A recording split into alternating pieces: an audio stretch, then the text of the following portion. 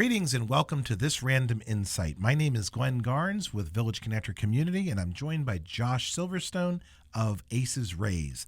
Josh has been sharing with us how the game of poker, the simple game of poker, can be utilized to enhance life skills on a number of different levels, everything from decision making to critical thinking to developing social skills, etc., and really explaining to us that there's a much deeper opportunity in learning the game of poker beyond just having an entertainment value, or if you're good enough, an income stream that comes from it.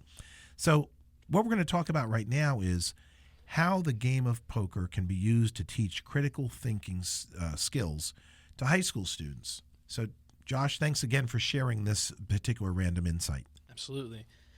Well, first off, let me tell you why this is important to me, which is I just looking at the way I grew up and I went through school, and now having several conversations with people who share a similar sentiment that I do. But in the traditional education system, we're not really giving kids the skills they need to be successful in this day and age. We are kind of teaching to the average, to the middle. We're not looking and seeking out kids' particular skills or gifts or talents and breeding them for what they really want to do. We're not giving what they need. I didn't get what I needed. I didn't really know exactly what I wanted to do after I graduated from college or from high school. I ended up becoming a criminal justice major, which was fine. I enjoyed it. I thought I was going to be a lawyer. I know that sounds familiar. It does indeed. And ultimately, I had a great sales career and learned a lot, and it was all good. But had there been some systems earlier on, some things earlier on that could have set me on the path that I really was probably quote unquote meant to go on, and I got there circuitously, so that's okay. But I think really teaching kids not how to take a test, not, hey, here's how you fill out a Scantron, and judging performance based on that, but instead of saying, hey, learn all these facts and information that we can now just Google if we need to draw it up, but how about taking those facts and figures and making something out of it for yourself?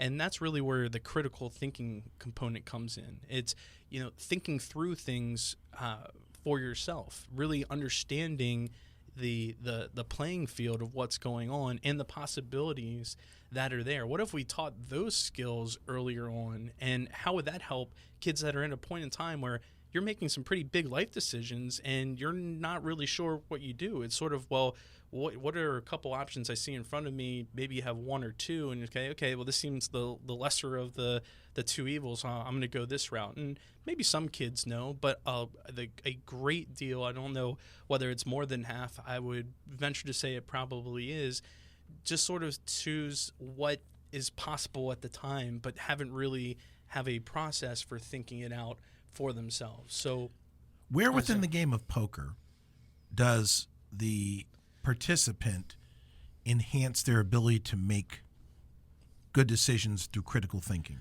So pretty much every hand, every opportunity, every time you get dealt a hand, you have to choose, am I going to play this hand?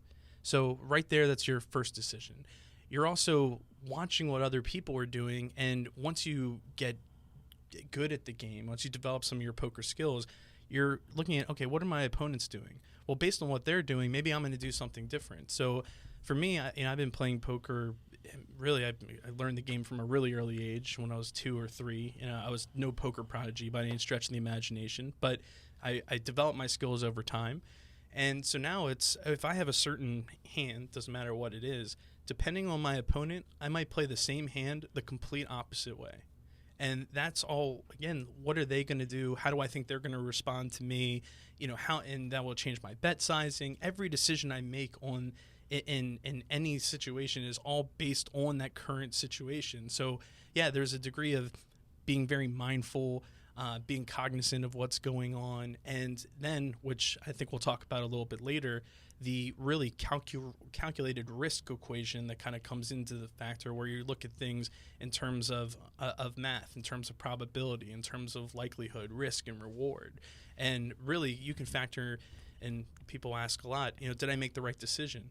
Well, you can break it down to numbers every single time. And you can say, okay, well, based on the size of the pot and based on this, this was right or this was wrong because the odds were this or the odds were that. So really, just the sitting down and playing, you're going to be in a situation where you're forced to make constant decisions. And just like anything else, like any other muscle, the more you work it, the better you get. So part of what you just described, I remembered, you were talking about the concept of you might play the same hand, meaning that you might get dealt similar cards, two different occasions. You might choose to play that hand completely different. That's a strategy decision in critical thinking that keeps people from seeing you as being predictable. That's right. And that could come into play in your career. It could come into play, especially as a practicing attorney, as you pointed out earlier, that was near and dear to me. One of the last things that you wanted to do was be too predictable in how you chose to manage a case. If someone knew that you always had a tendency to settle after you get the depositions taken, then they would just wait you out until that process and assume that we're going to get it resolved. So when you throw them off by then showing up in court, now all of a sudden you're at an advantage because they're not ready. That's an example, of how by varying what you do, you don't become predictable. And if you're not predictable, then of course people have to have a different level of preparation for you. The poker terminology for that, it's called polarizing your range. So in poker there's 169 different starting hands, and there's a certain range of hands. Some are better than worse than others. So you might take a good hand and sometimes play it very strong. Other times you might play it a little weak, or sometimes you'll take a hand that you would normally fold and play it like you're playing pocket aces, but it's really a hand you should have thrown in the muck, so that you have a little more unpredictability.